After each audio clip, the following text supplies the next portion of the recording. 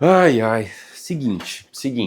Escuta isso daqui. Por que você tá com a mente tão acelerada? Por que você tá com tanta pressa? Por que você tá com tanta pressa de querer fazer as coisas acontecerem? Por que você tá com essa mente tão acelerada e de tanta cobrança de querer conquistar inúmeras coisas que talvez nem é o tempo de você conquistá-las? Esse ano eu faço 23 anos, mas eu percebo que até mesmo antes, quando as pessoas chegam ali nos 18, 19 anos, começa-se a criar dentro da nossa mente uma cobrança e um exagero de conquistar as coisas que eu realmente não consigo entender. É como se, de certa forma, a gente chegasse numa idade ou chegasse num período da nossa vida que cresce dentro de nós uma vontade imensa de fazer as coisas acontecerem, só que fazer as coisas acontecerem num período tão rápido. É nítido que nós vivemos hoje uma geração que aprende-se uma informação nova muito mais rápido. Isso é fato. Só que essa velocidade de informações tem feito com que a gente vivesse, e a gente vive, a geração mais ansiosa de todas. A geração com mais crise de ansiedade, crise de pânico de todas. Eu posso falar aqui como homem que nós homens temos esse pensamento quase que o tempo inteiro. Eu tenho o sonho de constituir uma família. Porém, eu acho que uma das coisas que mais me assusta é chegar no nível de, quando eu constituir a minha família, eu não conseguir ter condição para supri-la. Só que eu tenho 22 anos. Até eu chegar nessa fase, é muita coisa que pode e vai acontecer até lá. A gente sai da escola, eu até... Quando a gente começa ali a faculdade, entra nesse looping de pensamentos de não, eu preciso fazer acontecer agora. Eu preciso que as coisas comecem a fluir agora. Eu preciso chegar num nível da minha vida absurdo agora. Por quê? Por que essa pressa exagerada? Talvez um fator interessante é que nós vivemos sim a geração que mais tem pregado e tem falado em todos os ambientes sobre a importância de você valorizar a você mesmo. O que eu quero dizer com isso? Nunca se falou tanto desse assunto em todas as redes sociais. Nunca se falou tanto sobre você investir, sobre você se preocupar com você. Você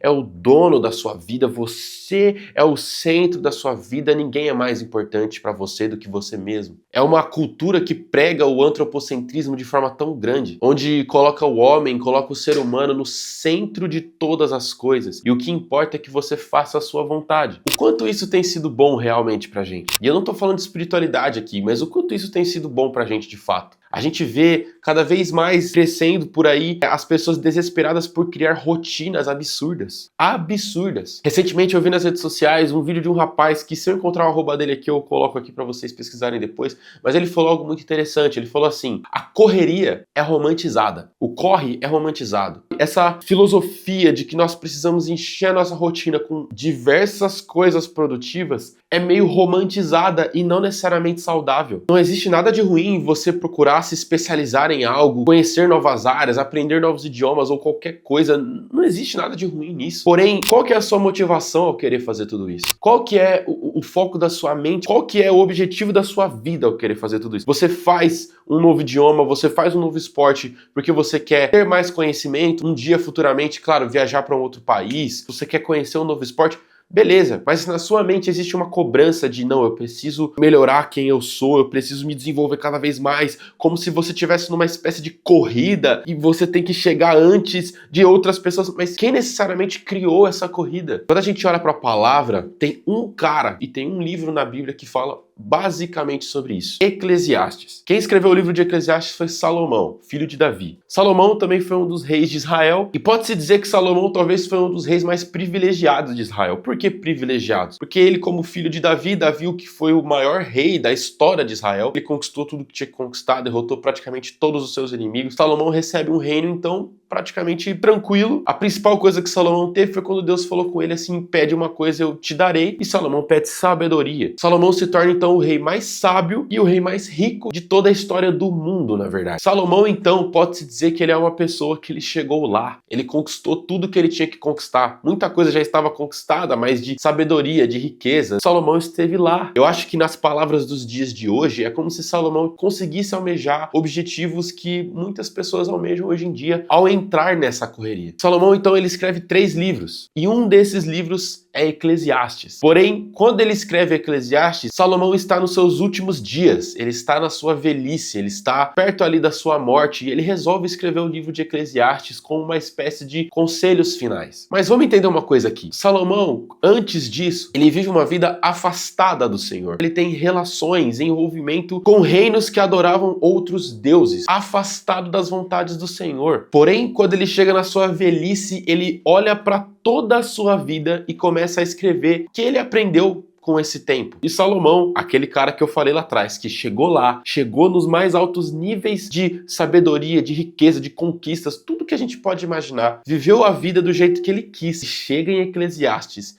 e ele escreve que tudo é vaidade. Tudo é vaidade. E a principal coisa que Salomão vai escrever em Eclesiastes é sobre o tempo. O tempo é algo que Salomão bate muito na tecla em Eclesiastes. Tanto pelo famoso texto de Eclesiastes 3, versículo 1, que há tempo para todas as coisas debaixo do céu, e ele lista várias coisas contrárias umas às outras. Há tempo de plantar, há tempo de colher, há tempo de ir, há tempo de voltar, enfim. Ali Eclesiastes 3, ele dá o que é o tom de todo o livro de Eclesiastes, que é há tempo para todas as coisas debaixo do céu. Eu indico que todos leiam Eclesiastes, porque é como se esse livro da palavra nos trouxesse para uma realidade de fazer-nos entender o quanto essa pressa e essa vontade de querer fazer coisas e conquistar coisas de forma acelerada nos prejudica e nos tira de uma realidade de nós entendermos a importância do agora. Sim, a gente pode almejar futuros, sonhos e planos, mas entender que o mais importante do que Jesus quer para nós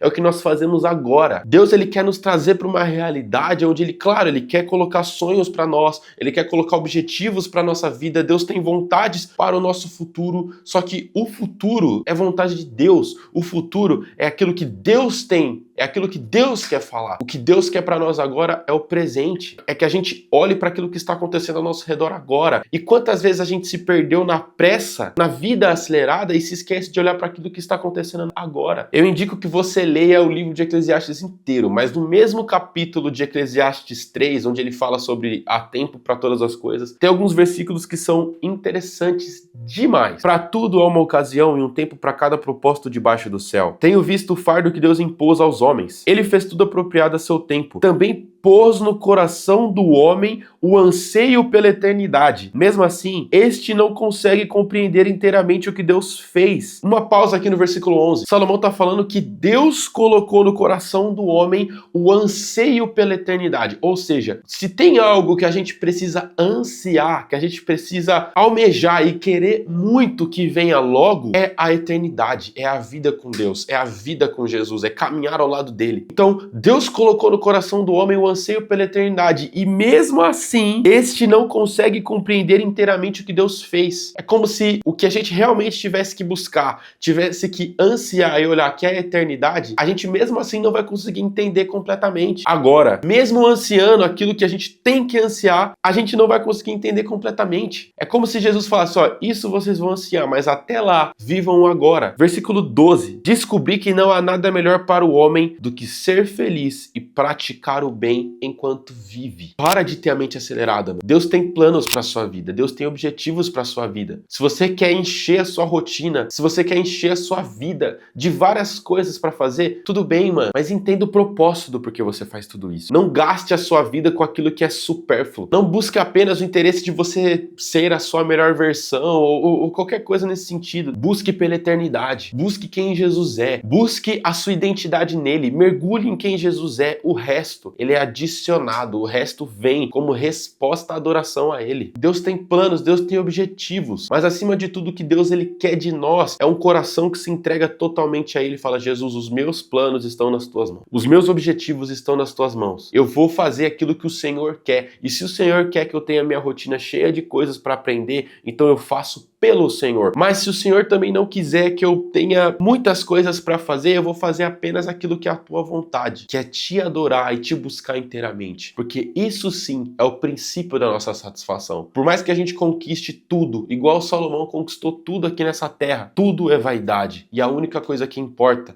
é aquilo que nós vamos conquistar na eternidade com Jesus, que é a sua graça e o seu amor abundante, onde não haverá mais choro nem tristeza, e sim a presença de Deus palpável em todos os ambientes. Almeje pela eternidade. busque pela presença de Deus hoje, para que Ele possa voltar o quanto antes. Amém? Esse foi o vídeo, espero que vocês tenham gostado. Peço perdão pela demora para gravar e para produzir vídeo aqui no canal, mas saiba que sempre tá em mente produzir conteúdo para cá e enfim. Mas, claro, lá nas redes sociais eu estou sempre produzindo coisas o tempo inteiro, então não se esquece de me seguir aqui embaixo, me acompanha nas redes sociais lá eu posto diversos outros conteúdos também bem interessantes. E claro, se você gostou desse vídeo, não esquece de deixar o like aqui embaixo, vai me ajudar bastante. Se inscreve no canal também, compartilha esse vídeo para todo mundo, compartilha para quem você sente no coração. E é isso, Deus abençoe, até a próxima e tchau.